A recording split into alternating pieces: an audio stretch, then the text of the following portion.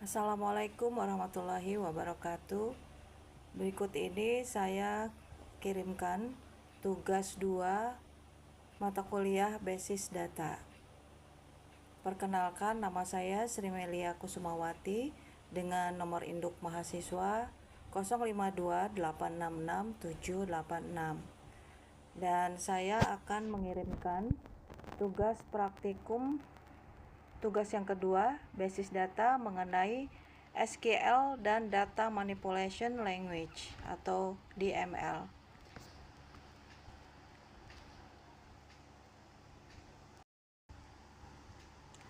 Nah, berikut ini adalah panduan dari tugas kedua mata kuliah basis data.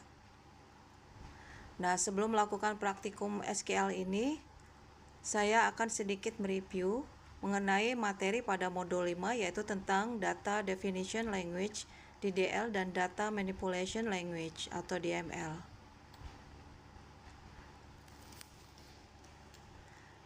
Data Definition Language (DDL) adalah sebuah metode kumpulan perintah struktur query language atau SQL yang berfungsi untuk melakukan perubahan, membuat dan menghapus struktur objek-objek pada basis data. Objek-objek basis data yang dimaksud adalah table, view, index, prosedur, store prosedur, function, dan trigger. Nah, daftar perintah pada DDL dapat dilihat pada tabel berikut. Ada perintah DDL yaitu create, perintah untuk membuat basis data dan table. Kemudian yang kedua alter atau alt, perintah untuk melakukan perubahan pada struktur tabel yang telah dibuat, menambah atau mengganti nama field, menamakan kembali dan menghapus field. Kemudian yang ketiga adalah drop, perintah untuk menghapus nama table atau basis data.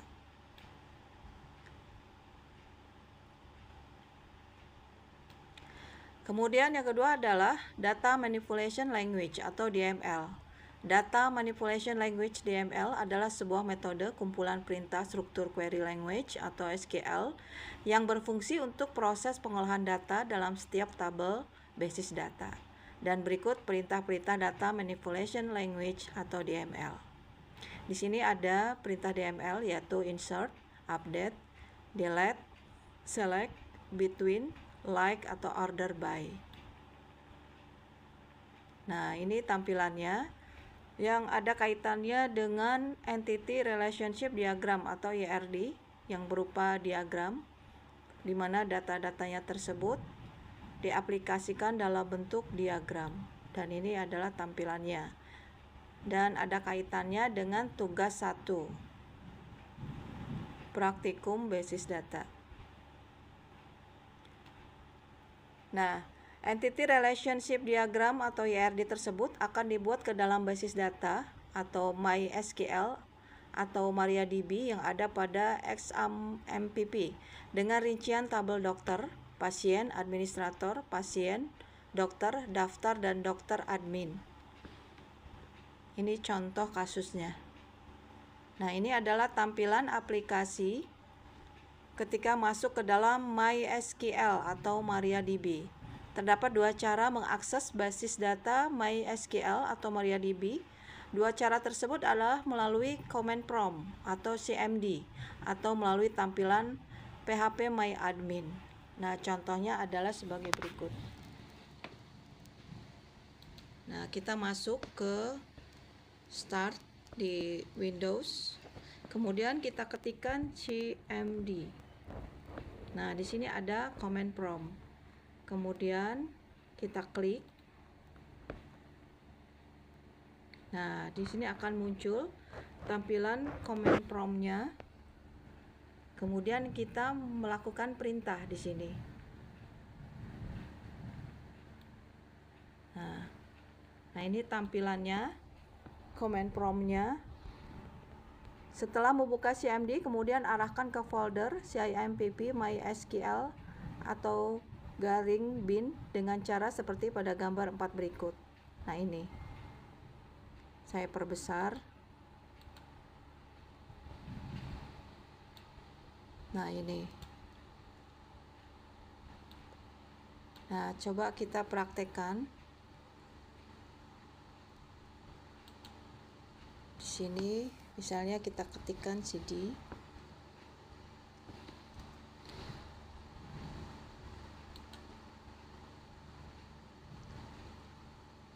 kemudian titik 2 cd titik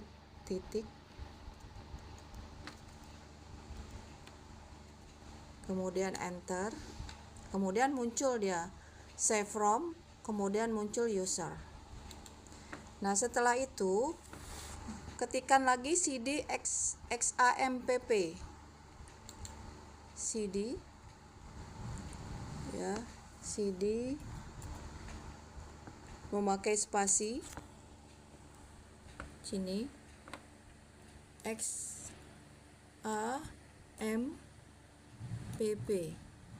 ya, kemudian garis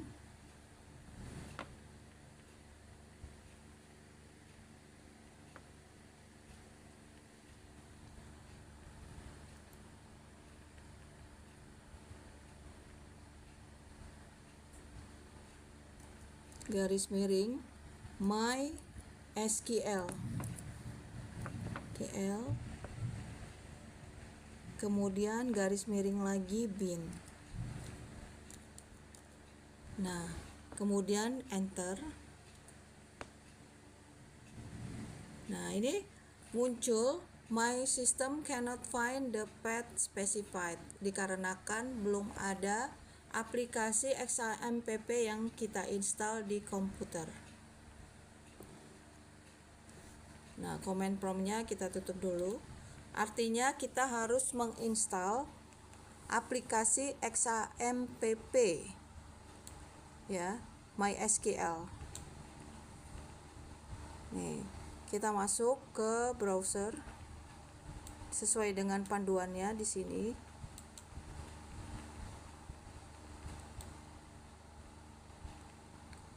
Nah ini ya, ini adalah tampilan dari aplikasi XAMPP.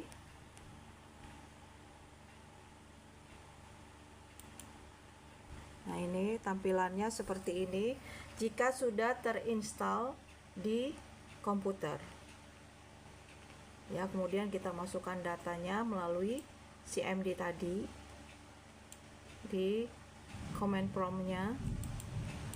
Nah ini,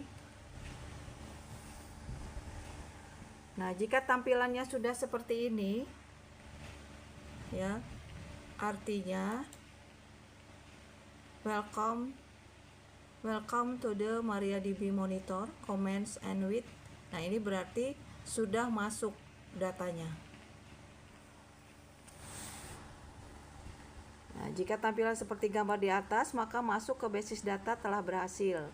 Kemudian tampilkan semua basis data yang telah ada pada MySQL atau MariaDB dengan cara mengetikkan show database. Hasilnya dapat dilihat pada gambar 6 berikut ini. Nah ini. Nah ini tampilannya, database-nya sudah masuk. Information, MySQL, performance schema, PHP MyAdmin, dan tes.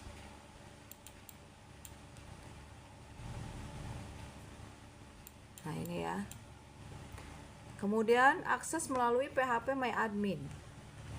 Nah ini berarti kita harus membuka browser terlebih dahulu, kemudian ketikkan pada alamat URL seperti berikut: http localhost php myadmin. Nah di sini kita ketikkan localhost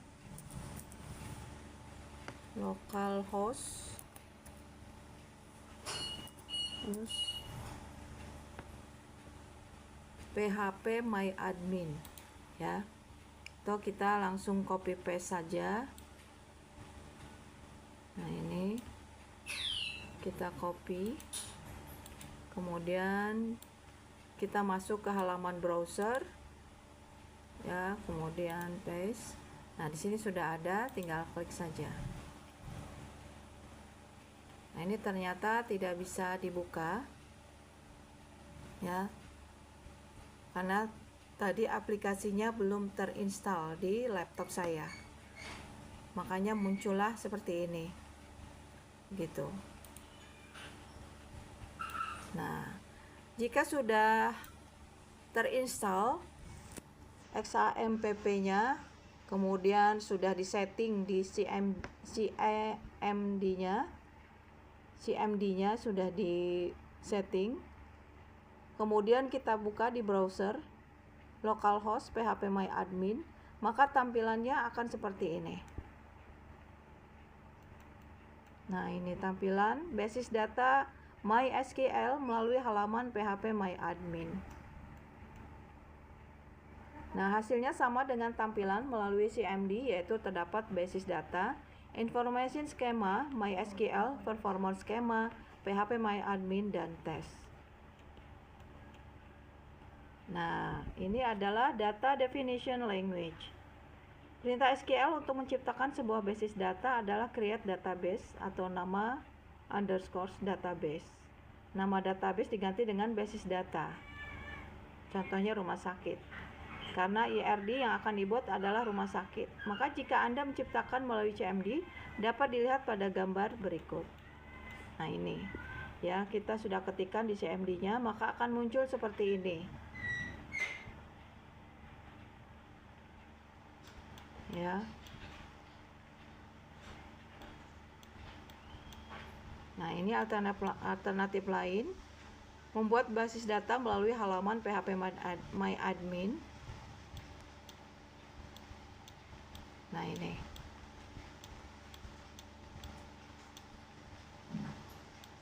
Nah, untuk menciptakan tabel, perintah SQL untuk menciptakan atau membuat tabel adalah create table, nama table, field 1, tipe, length, primary key, field 2, type length, field 3, type length, dan lain-lain.